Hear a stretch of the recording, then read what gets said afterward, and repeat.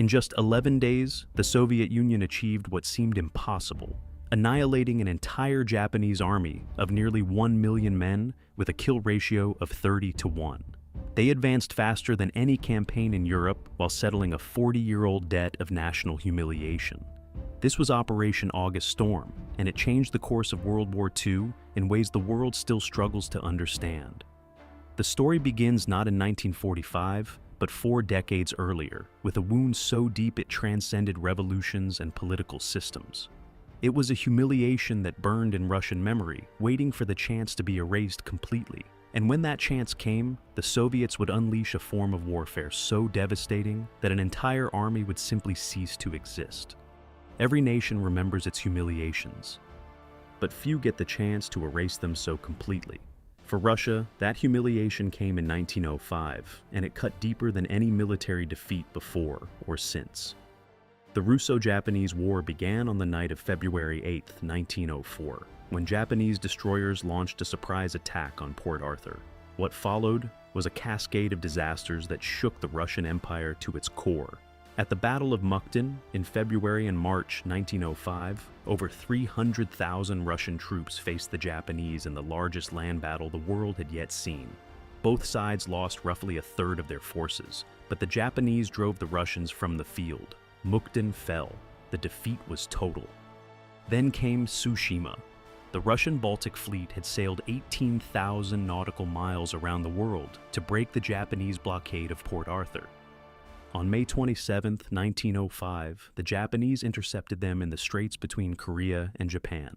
What happened next was not a battle, but a massacre. The Japanese sank or captured most of the Russian fleet. Thousands of Russian sailors died. Japanese losses were minimal. It was the most complete naval victory since Trafalgar. The Treaty of Portsmouth in September 1905 formalized Russia's defeat. Japan gained control of Port Arthur, the Liaodong Peninsula, and the southern half of Sakhalin Island. Russia recognized Japanese dominance in Korea and evacuated Manchuria. For the first time in modern history, an Asian power had defeated a European empire in a major war. The trauma went beyond military defeat. Inside Russia, the disaster triggered the Revolution of 1905. Tsar Nicholas II was forced to grant constitutional reforms he never intended to honor. The humiliation became embedded in Russian national consciousness. It transcended the fall of the Tsarist regime in 1917. The Bolsheviks inherited the wound, and they never forgot it. Soviet military doctrine developed in the shadow of 1905.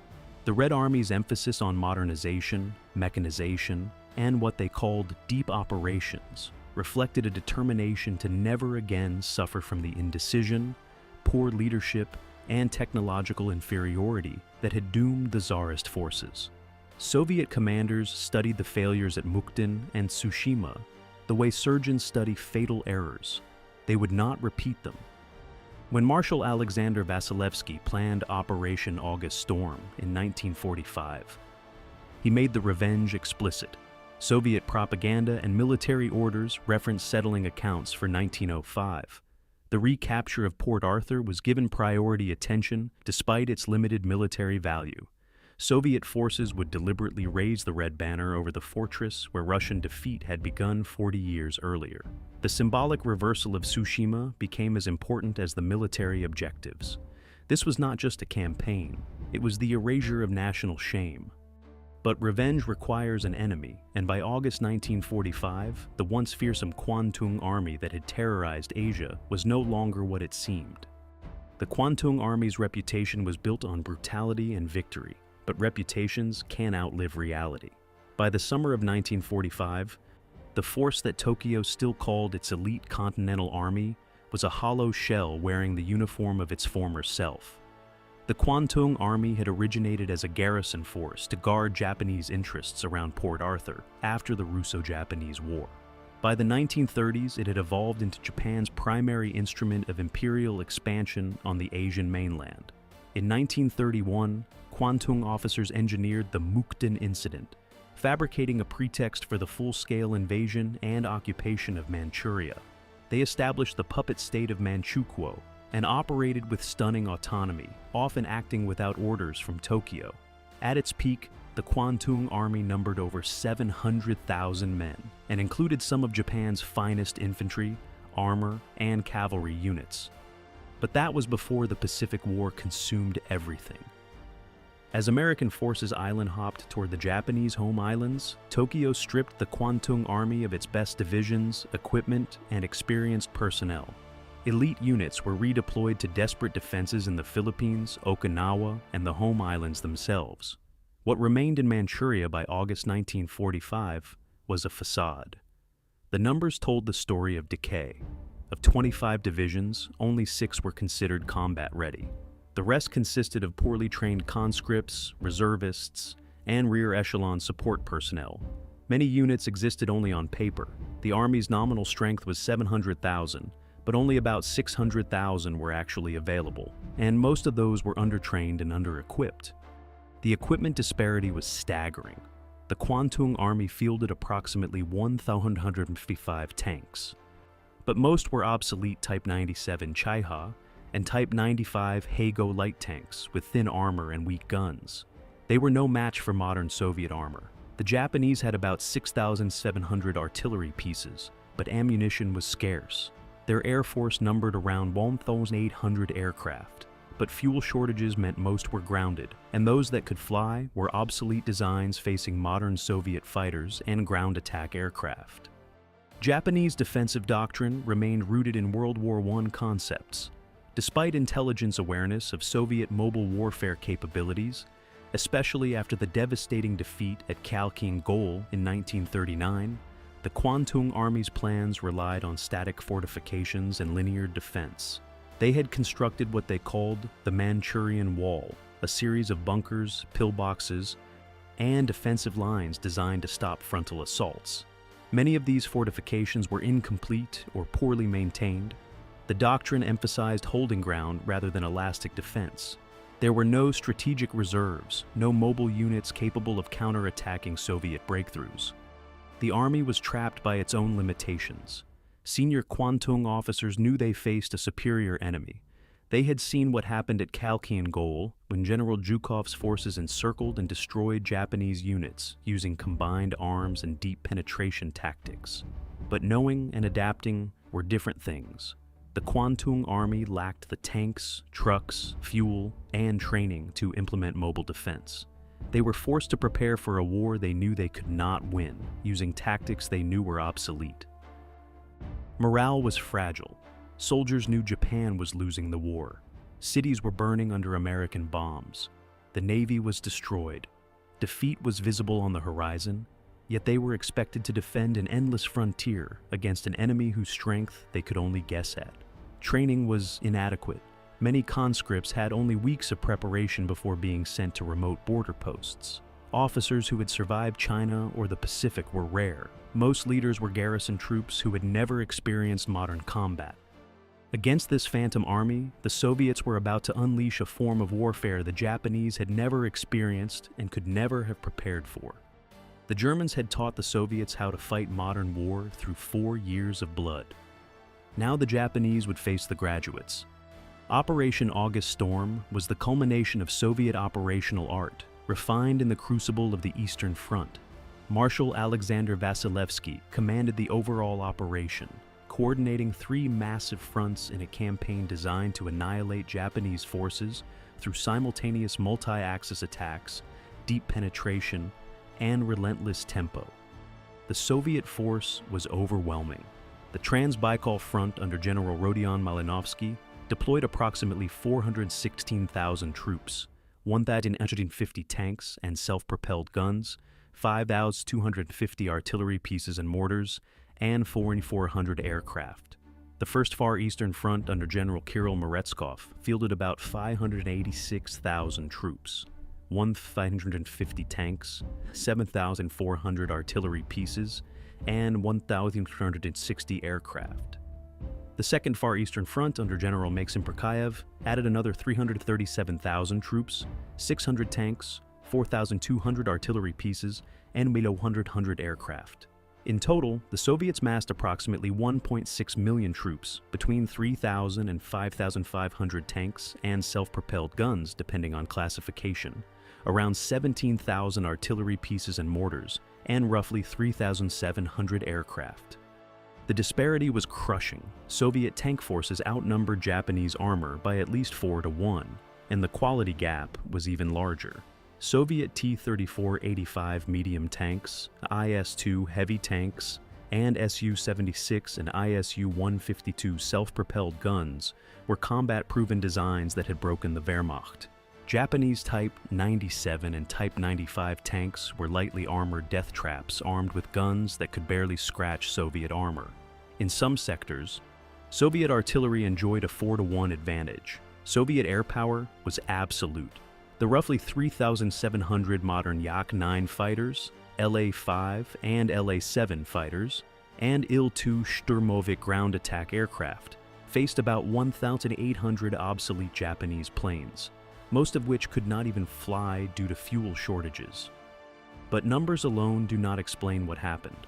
The Soviets had developed a doctrine called deep operations, or glubokaya operatsiya, that transformed numerical superiority into operational annihilation. The concept was simple, but devastatingly effective. Instead of attacking on a single axis and grinding through defenses layer by layer, Soviet forces would attack simultaneously across multiple axes, penetrating deep into enemy rear areas. Operational maneuver groups, fast-moving formations of tanks and mechanized infantry, would exploit breakthroughs and drive hundreds of kilometers beyond the front line. They would bypass strong points rather than reducing them, leaving isolated defenders to be mopped up by follow-on forces. The goal was not to push the enemy back, but to encircle and destroy entire formations, shattering command and control and preventing any organized response. The Trans-Baikal Front executed the deepest and most audacious thrust. Malinovsky's forces faced what the Japanese considered an impassable natural barrier, the Greater Khingan Mountain Range. The mountains were rugged, arid, and cut by few roads. Japanese planners assumed no modern mechanized force could cross them quickly. They were catastrophically wrong. Soviet engineers and tank crews had prepared meticulously.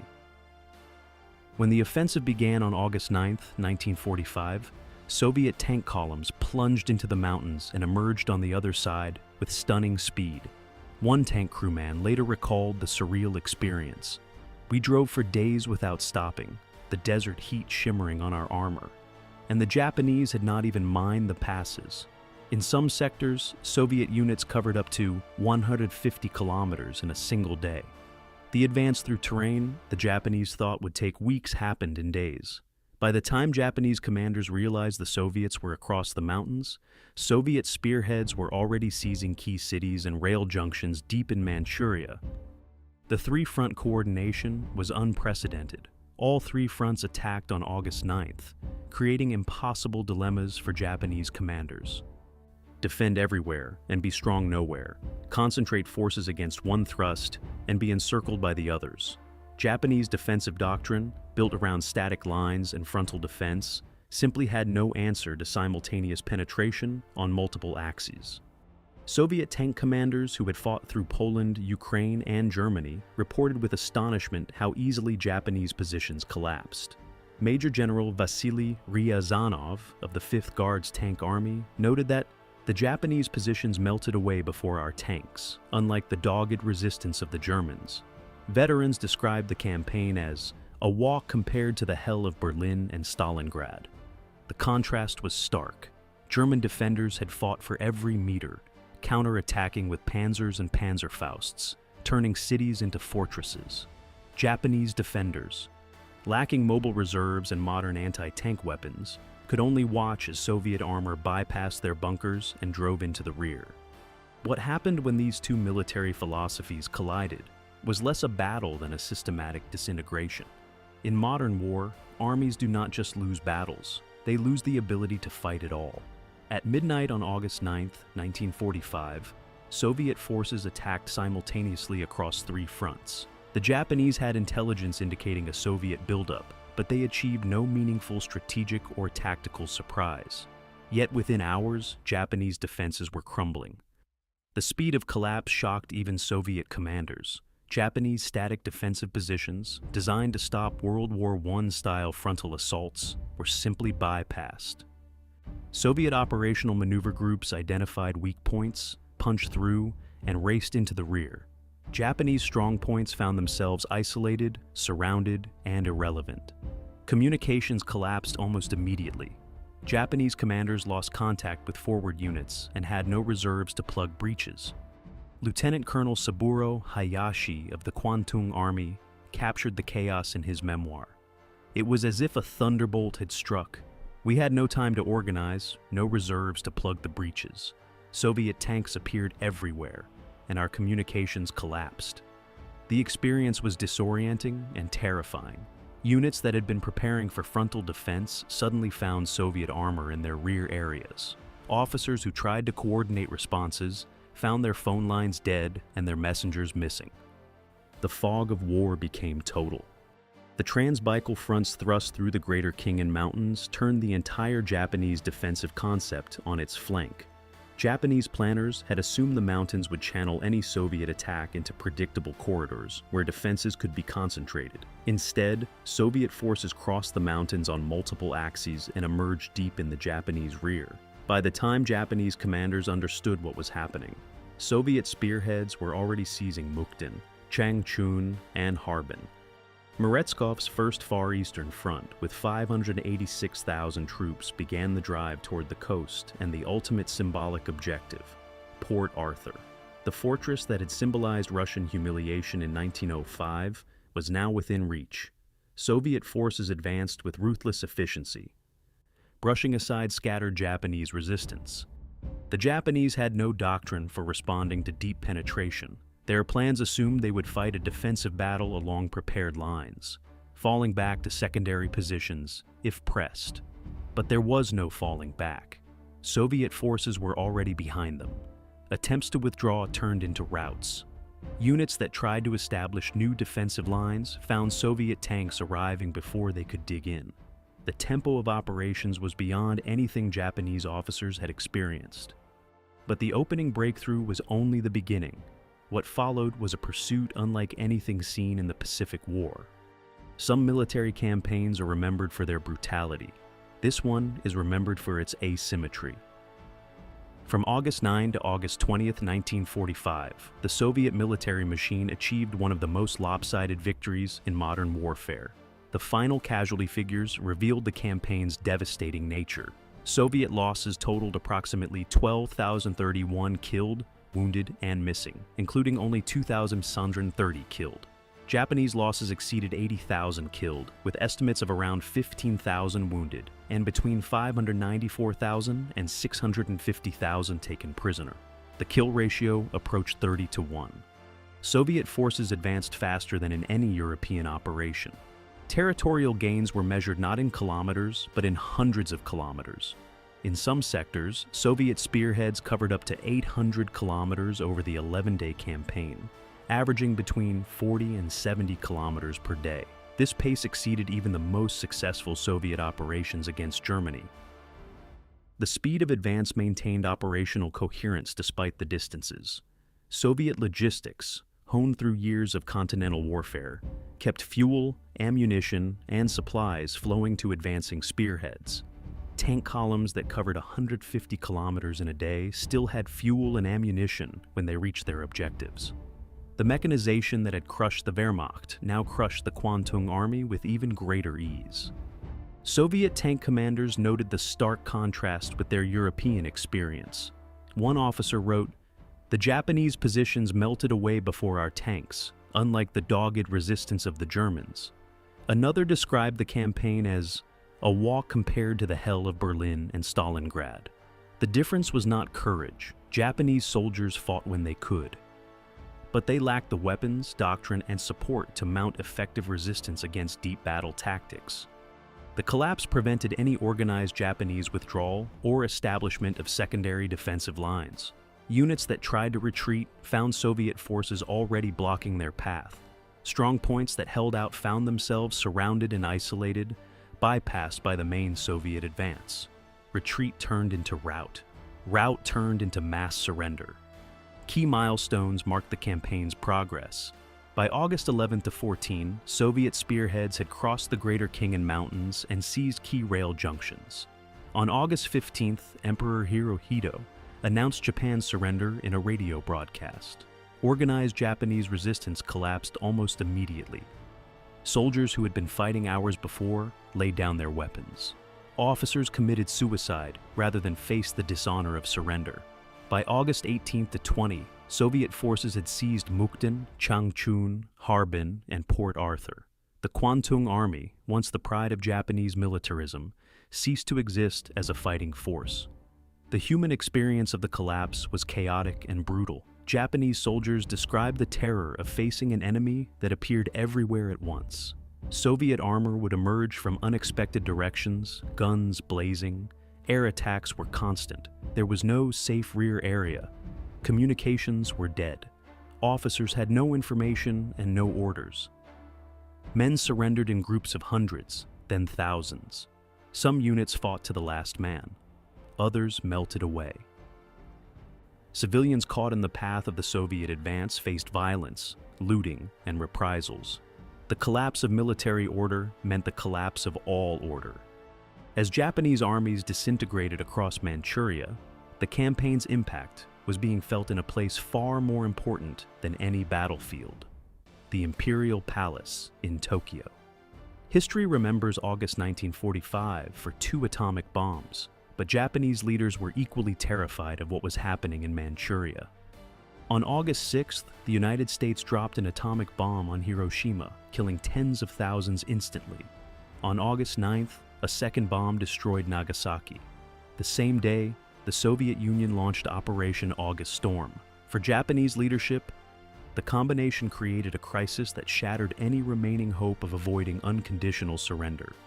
Imperial Conference minutes from August 9th and 10 reveal the panic the Soviet invasion created among top officials.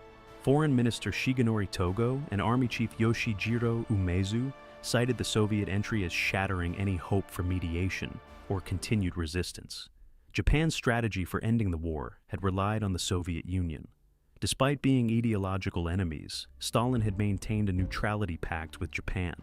Japanese diplomats had been pursuing Soviet mediation for a negotiated peace that would allow Japan to avoid unconditional surrender and preserve the imperial system. The Soviet invasion destroyed that strategy in a single night. There would be no mediation. There would be no negotiated peace. Japan now faced a two-front war it could not possibly win. American forces were preparing to invade the home islands from the south. Soviet forces were destroying Japanese armies in Manchuria and would soon threaten Korea and the home islands from the north. The strategic situation was hopeless. Historian Tsuyoshi Hasegawa and others argue the Soviet invasion was the decisive factor in forcing Japan's surrender. The atomic bombs were devastating, but Japan had already endured months of conventional firebombing that killed more people than the atomic bombs. Japanese cities were burning. The civilian population was starving, yet the military leadership had continued to resist, preparing for a final defense of the home islands that would cost millions of lives. The Soviet invasion changed the calculation. It exposed Japanese mainland armies to immediate and total destruction. The speed of the Soviet advance meant that every hour of delay resulted in tens of thousands more troops lost and hundreds of kilometers more territory seized. The pressure was unbearable. If Japan did not surrender immediately, there would be nothing left to surrender.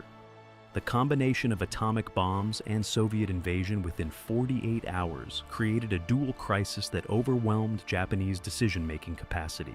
The Supreme War Council, which had been deadlocked between those favoring surrender and those demanding a final battle, broke. On August 15th, Emperor Hirohito announced Japan's surrender in a radio broadcast. He cited the enemy's use of a new and most cruel bomb, but also the changing military situation. The Soviet invasion was implicit in that statement.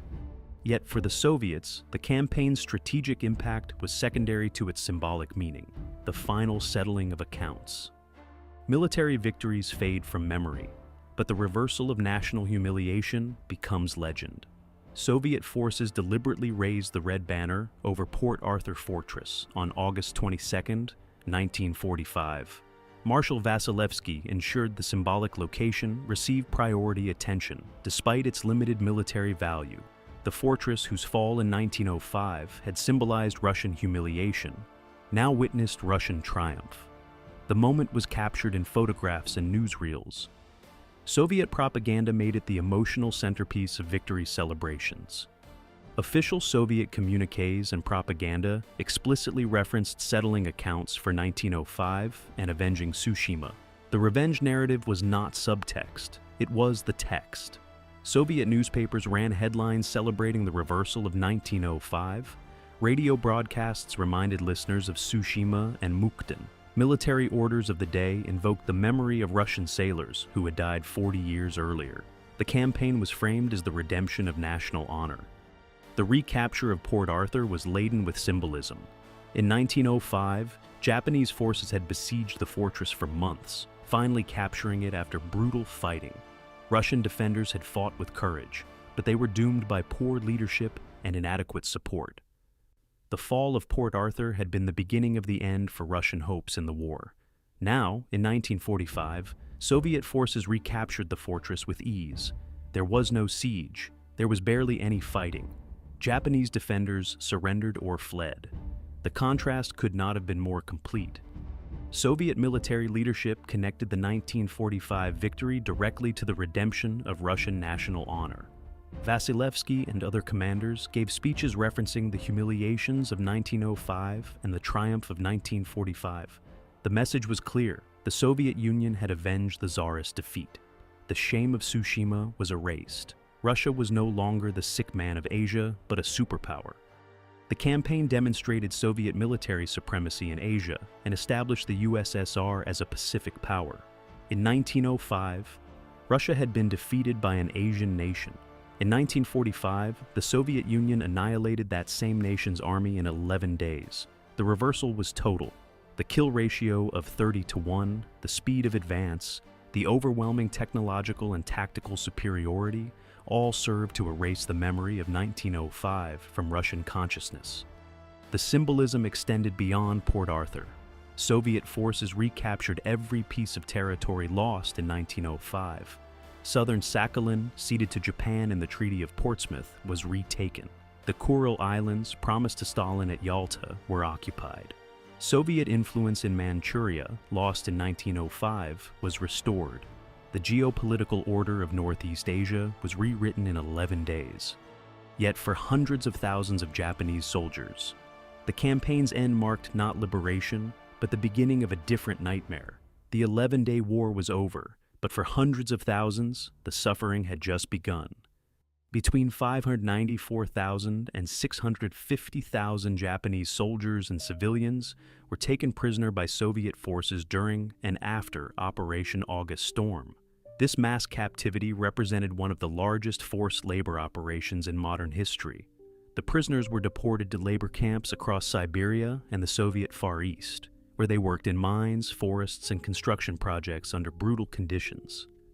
The experience of Japanese prisoners of war in Soviet camps became a traumatic chapter in Japanese collective memory. Tens of thousands died from disease, malnutrition, exhaustion, and cold. Survival rates were estimated at 80 to 85%, meaning between 90,000 and 130,000 prisoners died in captivity. Those who survived endured years of hard labor in some of the harshest environments on Earth. Many prisoners were not repatriated until 1956, 11 years after the war's end. The delay was deliberate. Stalin used the prisoners as a labor resource and as a bargaining chip in post-war negotiations with Japan. Families in Japan had no information about whether their loved ones were alive or dead. Men who had expected to return home after Japan's surrender found themselves trapped in a frozen hell with no end in sight. The POW experience represented the complete reversal of 1905. In that earlier war, Russian prisoners had suffered in Japanese camps. Now Japanese soldiers endured the same fate in Soviet hands. The cycle of revenge was complete, but the human cost extended far beyond the battlefield. The mass captivity also served Soviet strategic goals. The labor extracted from Japanese prisoners contributed to Soviet reconstruction efforts after the devastation of World War II. Prisoners built infrastructure, mined coal and minerals, and logged timber in regions where Soviet citizens were scarce. The economic value of forced labor was substantial. For Japan, the POW issue poisoned relations with the Soviet Union for decades.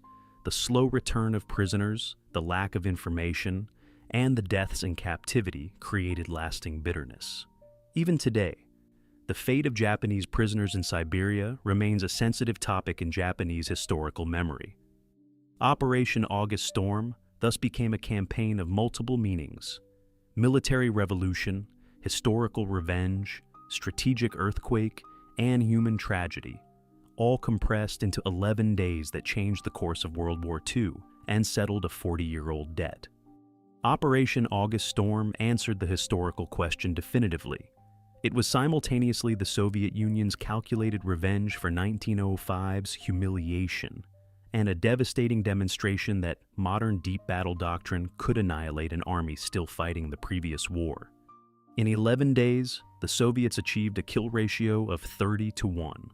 They advanced faster than any European campaign, covering up to 800 kilometers and averaging 40 to 70 kilometers per day. They deployed 1.6 million troops, 5,500 tanks, and 3,700 aircraft against a hollowed-out Japanese force that existed more on paper than in reality. The result was not a battle, but a systematic disintegration. The campaign may have been as decisive as the atomic weapons in forcing Japan's surrender. Japanese Imperial Conference minutes reveal that top leaders cited the Soviet invasion as shattering their last hope for mediated peace.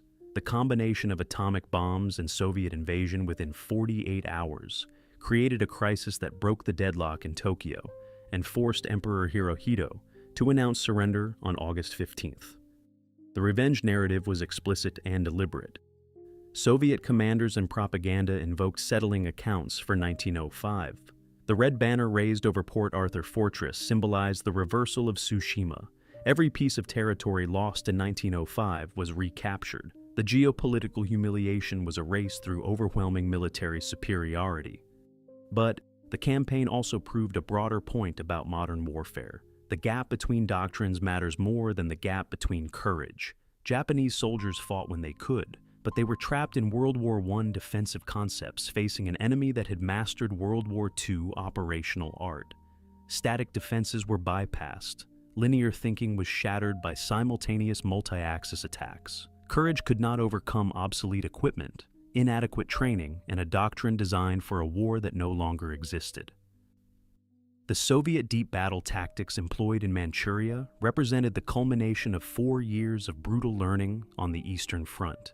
Operational maneuver groups penetrated hundreds of kilometers, bypassing strong points and encircling entire formations. The tempo of operations prevented any organized response. The coordination of 3 fronts attacking simultaneously created impossible dilemmas for Japanese commanders. The result was a form of warfare that rendered traditional defensive concepts obsolete. The human cost extended far beyond the battlefield. The mass captivity of up to 650,000 Japanese prisoners and their deportation to Siberian labor camps created a humanitarian disaster that lasted for over a decade. Tens of thousands died in captivity. Those who survived carried the trauma for the rest of their lives. The POW experience became a bitter coda to the military catastrophe. The legacy of Operation August Storm is complex. It demonstrated Soviet military prowess and established the USSR as a Pacific superpower. It may have been decisive in ending World War II. It settled a 40-year-old debt of national humiliation. But it also revealed the brutal logic of modern warfare, where technological and doctrinal superiority can turn battles into massacres, and where the human cost of victory and defeat extends far beyond the battlefield. The red banner over Port Arthur in 1945 did not just mark a military victory. It erased Tsushima from Russian memory and announced the arrival of a new superpower in Asia, born from the ashes of 1905's defeat. The Kwantung Army, once the terror of Asia, was erased in 11 days, and the world learned that some historical debts are paid not in diplomacy, but in the complete destruction of armies. If you enjoyed this story, hit Hit subscribe for more WWW2 historical deep dives every week. Thanks for watching.